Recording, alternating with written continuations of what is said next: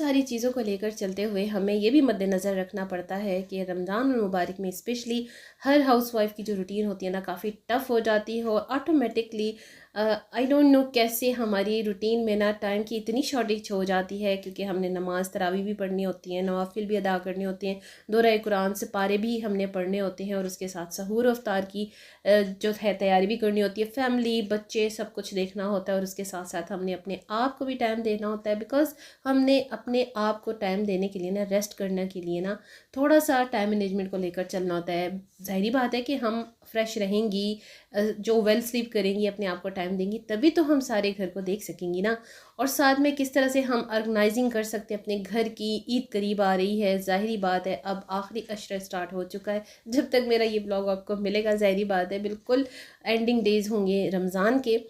तो कैसे आप टाइम मैनेजमेंट को चलते हुए लेकर अपने आप को टाइम दे सकते हैं, कैसे अपने घर को, और उसके साथ साथ ईद की तैयारी किस तरह आसानी के साथ टाइम मैनेजमेंट में रहकर कर सकते हैं, अपने बच्चों को कैसे टाइम दे सकती हैं, अपनी शॉपिंग को किस तरह से कंप्लीट कर सकती हैं, अंडर बजट रहते हुए कैसे आप अपनी ड्रेस डिज़ाइनिंग कर सकती हैं ईद के अकॉर्डिंगली, और किस तरह से बहुत ही मुख्तसर से टाइम में, इन शॉर्ट टाइम में रहते हुए, मिनिमल से टाइमिंग को यूज़ करते हुए आप बड़े आराम से अंडर बजट शॉपिंग भी कर सकती हैं और अपने तमाम कामों को मैनेज करते हुए बड़े आसानी के साथ अपनी रमज़ान मुबारक की रूटीन को फॉलो भी कर सकती हैं। आज की वीडियो में यही सारी टिप्स एंड ट्रिक्स मैं आपके साथ शेयर करने जा रही हूँ, जो मुझे लगता है कि मेरी तमाम बहनों को बड़ी ही पसंद आने वाली हैं, देखने को सुनने को बड़ी कॉमन सी हैं, बस थोड़ी सी लॉजिक्स होती हैं इनको तरीके के साथ हैंडल करने की, फॉलो करने की। अगर हम अपने लाइफ स्टाइल में इन छोटी छोटी सी बातों को ना इम्प्लीमेंट कर लें तो बिलीव मी हमारी जो लाइफ है ना, जो हमें टफ़ लग रही होती है, बड़े ही पहलुओं पर आकर आसान हो जाती है।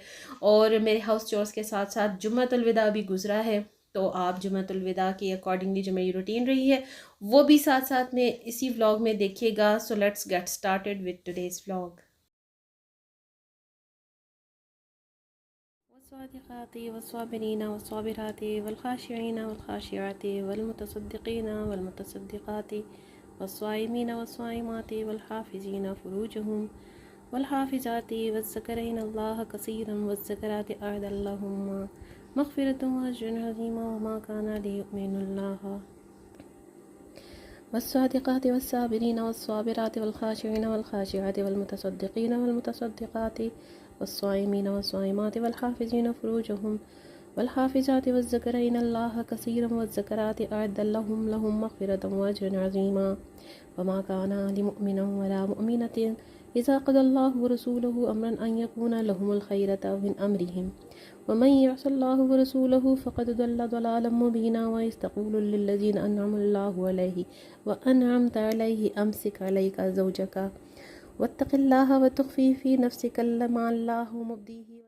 जी हाँ, अस्सलाम वालेकुम once again, welcome back to the channel. I hope आप सब लोग ठीक होंगे, खैरियत से होंगे। अल्हम्दुलिल्लाह आई एम गुड। और आज मैं बहुत ज़्यादा पुरसुकून हूँ, क्योंकि दौरा कुरान जो मैंने स्टार्ट की है बिल्कुल रमज़ान के साथ ही काफ़ी हद तक मैंने उनको ख़त्म भी कर दिया है। और मेरी कोशिश ये होती है कि जाते जाते रमज़ान मुबारक में मैं एक ना एक कोई ज़रूर नया दौरा कुरान भी स्टार्ट कर दूँ, जिसे मैं फिर लेकर रमज़ान मुबारक के निशानी के तौर पर फर्दर नेक्स्ट उसे रन करूँ। मुझे बहुत अच्छा लगता है। मैंने रमज़ान मुबारक के हवाले से अपनी अम्मी जान के लिए, फिर अपनी मग़फ़िरत के लिए भी जैसे जैसे करना होता है कुरान पाक की तिलावत, वो भी मैं करती हूँ। बस एक रूटीन है, बचपन से ये आदत बनी हुई है। देखिए घर का माहौल ना हम सब की ये आदत डेवलप करता है।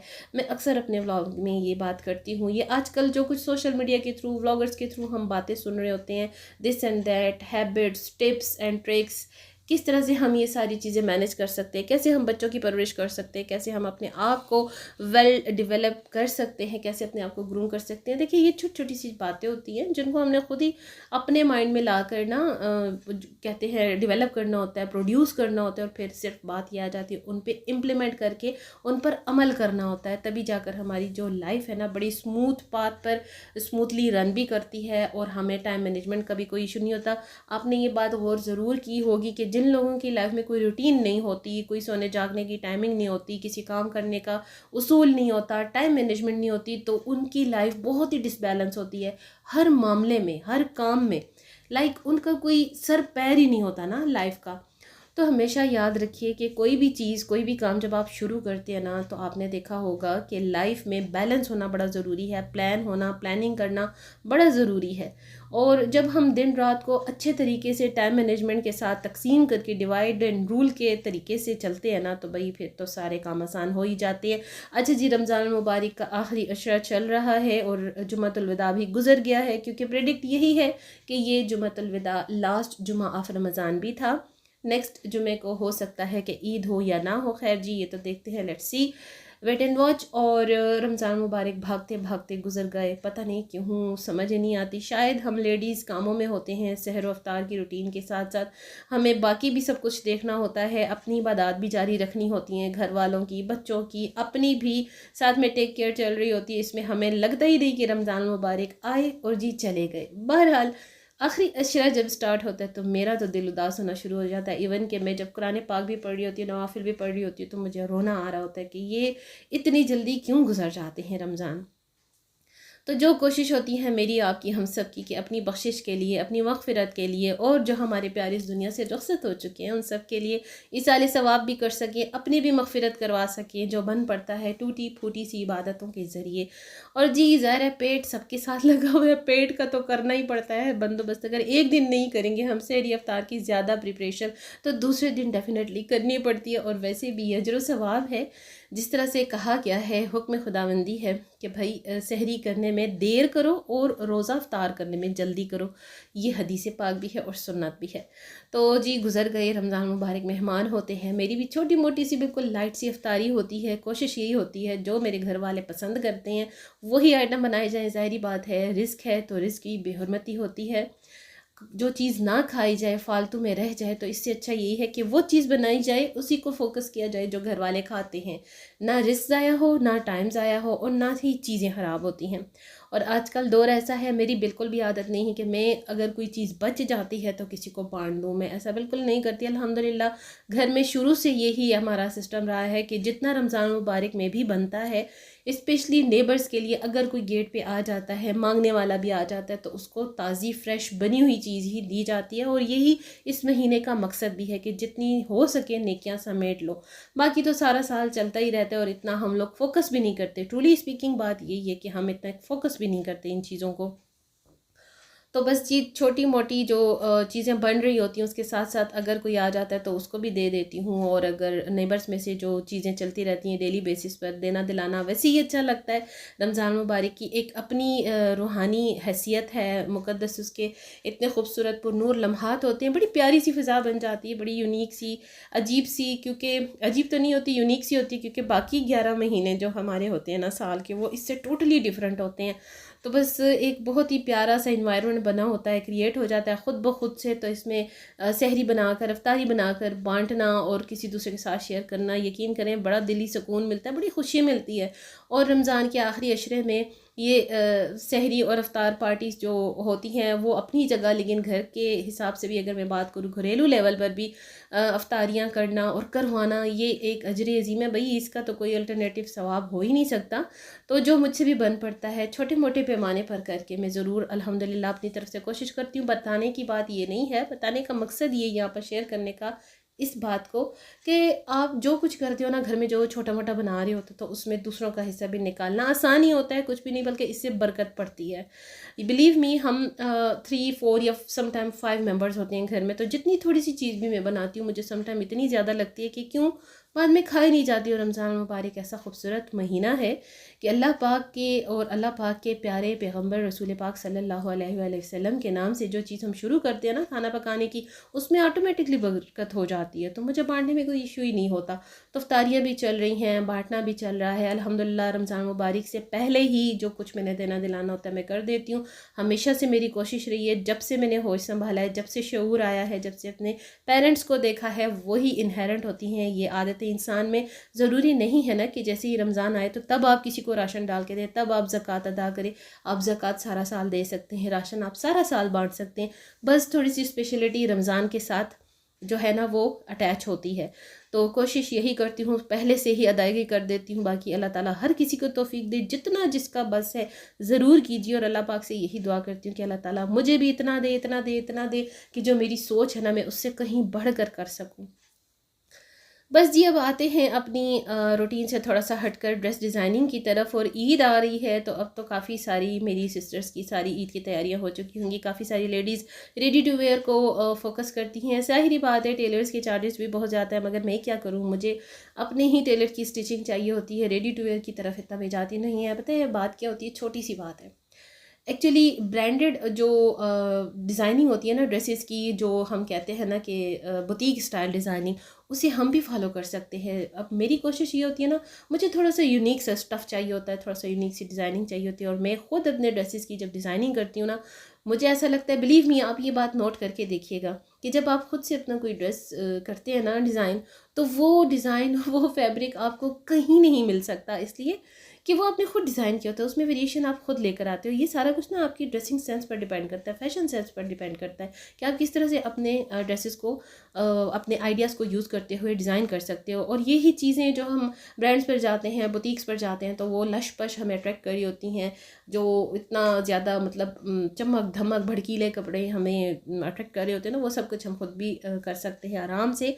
और वैसे अगर आपको क्लासी से और डिसेंट से एलिगेंट से डिज़ाइनिंग के साथ लुक्स चाहिए ड्रेसेस की और ईद पर, तो मुझे ऐसा लगता है एलिगेंट और क्लासी सी लुक ही क्रिएट अच्छी लगती है। हर एक की अपनी पसंद है। कुछ लोग लाउडली फैशन करते हैं, कुछ लोग लाउडली डिज़ाइनिंग और ड्रेसेस चमकीले भड़कीले कपड़े पसंद करते हैं, और कुछ लोग बड़ा डिसेंट साइड पे जाते हैं। तो जब मैं भी अपने ड्रेस डिज़ाइन करती हूँ ना, तो छोटी छोटी मिनिमल सी बातों को लेकर डिज़ाइन करती हूँ, अपने ड्रेसिंग सेंस को यूज़ करती हूँ, जो बस मुझे तसल्ली होती है कि बस यही मेरे सूट के साथ सूट करेगा। और ड्रेसिंग की जो डिज़ाइनिंग की एक हद होती है, उसकी ये जो हद है बस यही ठीक रहेगी। तो नॉर्मल से, क्योंकि अब गर्मियाँ आ रही हैं, बल्कि स्टार्ट हो ही चुकी हैं, और ताक रातों में अल्हम्दुलिल्लाह अल्लाह पाक कुदरती बात है कि बारिशें कर ही देता है। और अल्हम्दुलिल्लाह अभी भी ताक रातों में बारिश हो रही है, ऑटोमेटिकली बारिश हो रही है। दिन में कुछ नहीं होता है, शाम के बाद कुछ ना कुछ थोड़ा सा बारिश का छिड़काव हो जाता है। तो जी ड्रेसिंग सेंस का यही है कि आप थोड़ी सी अपनी जो है ना समझ लड़ा लीजिए, दिमाग लड़ा लीजिए। अगर आपकी ड्रेसिंग सेंस अच्छी है ना, तो आप हर तरह का फैशन डिज़ाइनिंग घर पर बैठे हुए भी कर सकती हैं। अब क्योंकि मैं आपको बता रही हूँ ना कि समर से स्टार्ट हो चुकी हैं, बहुत सारे ड्रेसेस हमने लास्ट ईयर के भी लेकर रखे होते हैं, और कुछ हमने अभी भी स्टिच करवाए हैं ईद के अकॉर्डिंगली। मैंने भी आपको लास्ट व्लॉग में शेयर किया है कि ईद की शॉपिंग मेरी 2-3 पार्ट्स में हुई है। और मैंने लॉन की ही शॉपिंग की है, कैमरे की ही शॉपिंग की, क्योंकि मुझे पता था कि गर्मी आ जानी है ईद के आते आते। तो बस जी आप देख सकते हैं, बहुत ही कम से प्यारे से मिनिमल डिज़ाइन को फॉलो करते हुए ना, मैंने बड़े अच्छे से अपने ईद के 2-3 ड्रेसेस को डिज़ाइन किया। इसलिए कि बाकी के भी घर वालों को देखना होता है, बच्चों की भी ड्रेसिंग चल रही होती, शॉपिंग चल रही होती। तो ये बात याद रखिए कि आप इस तरीके के फ़ैशन को फॉलो करिए, ऐसा ड्रेसिंग सेंस इस्तेमाल करें जो आपकी अपनी पर्सनालिटी को भी चार चांद लगाए, आपको सूट भी करे, ना कि आपको कोई फ़नी लुक दे, ठीक है ना। अपनी एज के अकॉर्डिंगली, अपनी फ़िज़ीक, अपनी बॉडी लैंग्वेज के, आपका जो बॉडी स्ट्रक्चर है ना, उसको भी देखते हुए आप अपना फ़ैशन सेंस यूज़ किया करें। और ये ईद जो है ना, ईदैन जो दोनों ईदैन है, इसमें बड़ी डिसेंट सी क्लासी सी लुक ही अच्छी लगती है, और सॉफ्ट सा मेकअप अच्छा लगता है, मेरा तो यही मानना है। तो यहाँ पर अच्छा मैं आपको जो सूट दिखा रही हूँ, ये जे डॉट का सूट है। अब तो आपको नहीं मिलेगा क्योंकि ये इनकी लास्ट कलेक्शंस में से हैं। तो मुझे बस अच्छे लगते हैं इस तरह से, बड़े लाइटर से कलर और जो थोड़ी ब्राइट टोन भी हो। और ज़ाहिर है समर्स के अकॉर्डिंगली आप जब कैजुअली भी वेयर करते हो ना इनको बाद में घर में भी ना, तो मैं ये चीज़ें दिमाग में चल रही होती कि ड्रेस ऐसी हों जिनको मैं घर में भी बाद में आसानी के साथ कंफर्टेबली वेयर कर सकूं, कैरी कर सकूं। और दूसरा ये कि जितना आप डिज़ाइनिंग करते हो ना ड्रेसेस पर, अब उतना ही आपके लिए वो फॉर्मल होते जाते हैं। आप सिर्फ एक आध बार तो बाहर पहन लेते हो, लेकिन घर में पहनने से फिर क्या फ़ायदा कि वो अलमारियों में लटके रह जाएं। तो इस चीज़ को भी ना मद्देनज़र रखना चाहिए दिमाग में। सारी चीज़ें जो है ना, हम लेडीज़ को ना ये छोटे छोटे पॉइंट्स लेकर चलने पड़ते हैं।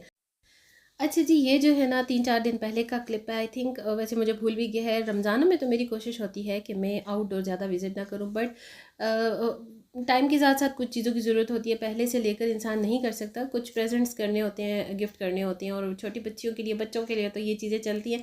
मुझे हमेशा से अच्छा लगता है किसी को गिफ्ट करना, और ईदी गिफ्ट करना, प्रेजेंटेबल आइडियाज़ लेकर आना शुरू से मेरा शौक रहा है, समझे बचपन से। क्योंकि अपनी स्कूल, कॉलेज और यूनिवर्सिटी के टाइम पे भी मैं अपनी फ्रेंड्स को बड़ा अच्छे तरीके से गिफ्ट्स को प्रेजेंटेबल बनाकर प्रेजेंट किया करती थी। और अब तो ज़ाहिर बात है सोशल मीडिया के ज़रिए भी, और ख़ुद से गिफ्ट आइडियाज़ बनाना घर में अब कोई मुश्किल नहीं। मैं तो उस वक्त से बनाती हूँ जब सोशल मीडिया भी नहीं था, बचपन की बात कर रही हूँ मैं, कोई सदियों पुरानी बात नहीं कर रही। तो जी बच्चों के लिए, अपनी नीज़ के लिए भी मुझे कुछ शॉपिंग करनी थी, और रमज़ान रमज़ान मुबारक के अकॉर्डिंगली ना ये सारी चीज़ें अच्छी लगती हैं। दो कि हम तो अब इस दौर से निकल आए हैं, बड़ा फ़ैशन किया, हर चीज़ एक्सेसरीज से भी बड़े मज़े लिए, फ़ायदे उठाए। हम भी बर्गर और पैम्पर्ड बच्चे थे, हमें भी पेरेंट्स ने अल्हम्दुलिल्लाह जो कुछ नेमतें मैसर थी अल्लाह की तरफ से हमें भी मिली। लेकिन अल्हम्दुलिल्लाह अल्लाह पाक के हुक्म के मुताबिक पेरेंट्स ने हमारी जैसे ब्रॉटअप की, जैसे हमें तरबियत दी, उसमें इस्लामिक पॉइंट ऑफ व्यू से भी और दुनियावी पॉइंट ऑफ व्यू से भी काफ़ी कुछ अल्हम्दुलिल्लाह हमें पैम्पर्ड किया। और देखिए वक्त जो है ना सबसे बड़ा उस्ताद होता है, वक्त भी बहुत कुछ सिखा देता है और एज के साथ साथ हम बहुत कुछ खुद से भी सीखते हैं। तो बस जी यहाँ कुछ मैंने ज्वेलरी एसेसरीज़ भी गिफ्ट्स के लिए ली। और आप देखिए जहाँ अब गोल्ड पहुँच चुका है ना आसमानों तक, तो ये भी ज़रा चेक करें ना कितना ज़्यादा यहाँ पर बिज़नेस टॉप और टॉप है भाई। आर्टिफिशियल ज्वेलरी का भी अच्छा, मुझे बड़े हमेशा से ना छोटे मिनिमल डिज़ाइंस और एक्चुअल जो गोल्ड प्लेटेड ज्वेलरी होती है ना वही अट्रैक्ट करती है, अच्छी लगती है। और मैं ऐसे डिज़ाइंस पिक करती हूँ जो एलिगेंट भी हों और किसी को प्रेजेंट करते हुए उनकी जो लुक है वो अट्रैक्टिव भी हो, ताकि दूसरों के वो काम भी आ सके और मतलब उनको फ़ायदा भी दे। प्रेजेंट ऐसा देना चाहिए ना जो वो सिर्फ देख के रखना दें अलमारियों में, वो यूज़ भी करें।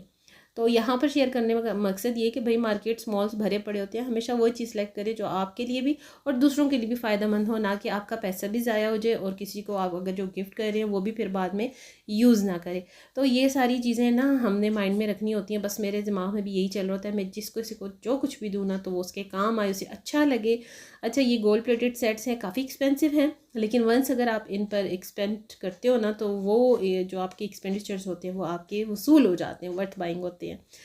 तो छोटी छोटी एक्सेसरीज़ के बाय करने के बाद फिर जी छोटा मोटा ये जो एक्सेसरीज़ होती हैं मेकअप की, चूड़ियाँ, मेहंदी, ये सारा कुछ तो भाई हम साथ साथ गैदर कर ही लेते हैं। बड़ी अच्छी सी एक प्रेजेंटेबल सी बास्केट गिफ्ट बन जाती हैं मेरी भी।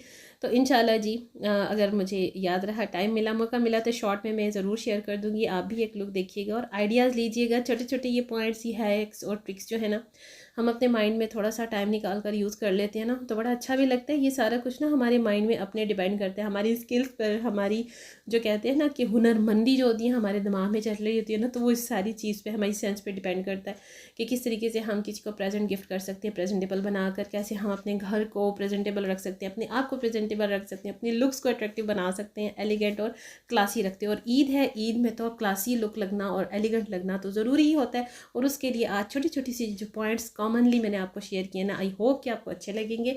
और अगर अच्छे लगें तो लाइक शेयर ज़रूर किया करें, इंकरेज किया करें, कमेंट किया करें, ताकि मुझे पता चले कि आपको मेरे व्लॉग कैसे लग रहे हैं।